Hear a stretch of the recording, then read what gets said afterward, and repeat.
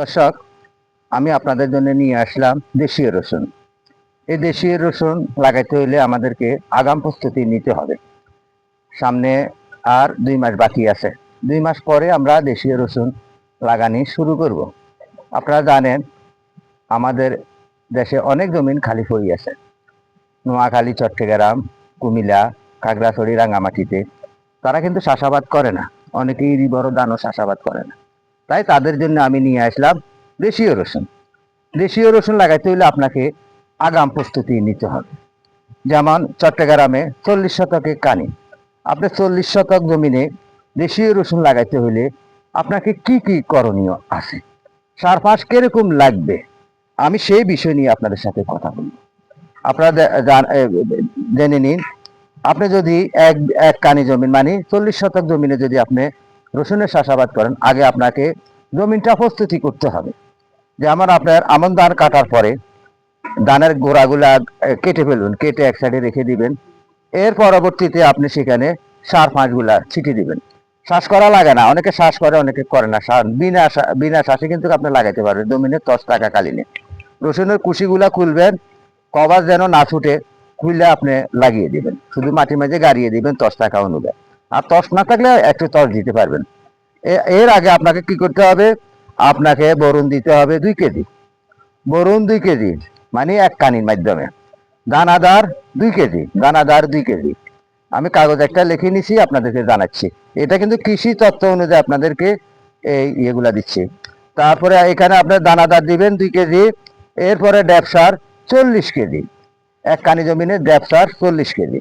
এরপরে আপনি potash, potash দিবেন আপনি 20 কেজি, 20 কেজি পটাশ দিতে হবে। এরপরে আপনার বাংলা জিপসার 20 কেজি সম্পূর্ণ চিঠি দিয়ে, এরপরে আপনি 5-6 দিন সপ্তাহ পরে আপনি রসুনের কুশিগুলো আগে খুলে রাখবেন। রসুনগুলা খুলবেন, যেগুলো চিটা রসুন সেগুলো আপনি আলাদা করে রাখবেন। চিটা রসুনগুলো আলাদা করে রাখবেন। আর বাছাই করি, কারণ রসুন যদি সাইজ যদি বড় হয়, কুশিগুলো আপনি খুলবেন যে এই কুশিগুলা যেন কভার না ছুটে। কভার যেটা ছুটবে সেই রসুনটা আর হবে না। তাহলে আমাদেরকে পূর্ব প্রস্তুতি নিতে হবে, আগাম প্রস্তুতি নিতে হবে। আমি অনেক কৃষক ভাইদের জন্য আমার অনেক আকুল আবেদন, আপনারা ঘরে বসে থাকবেন না। আপনারা আপনাদের ভাগ্য পরিবর্তন করতে হলে আপনাদেরকে চেষ্টা চালাইতে হবে। সকল যুবক ছেলেদের প্রতিও আমি আহ্বান জানাইতেছি, কারণ তোমাদেরকে উঠে দাঁড়াইতে হবে, তোমাদেরকে স্বাবলম্বী হতে হবে। তোমরাই পারো এই বাংলাদেশকে ফুলে ফুলে সাজিয়ে দিতে, কৃষিয়ে কৃষিয়ে সাজিয়ে দিতে, সুন্দরভাবে এই বাংলাদেশকে পরিচালনা করতে। কারণ তোমাদের বাংলাদেশ, আমরা হয়তো আজকে আছি কালকে নাই, আমরা চলে যাব, কিন্তু তোমাদের জন্য রেখে যাচ্ছি। তোমরা অবশ্যই করতে পারবা।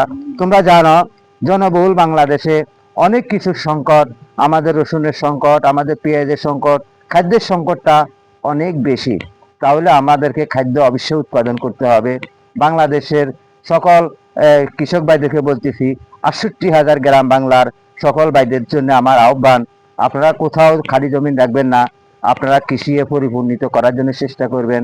সকলকে ইউটিউব চ্যানেল ও ফেসবুক পেজের পক্ষ থেকে আন্তরিক ভালোবাসা, প্রাণঢালা অভিনন্দন জানিয়ে আমি এখান থেকে বিদায় নিচ্ছি।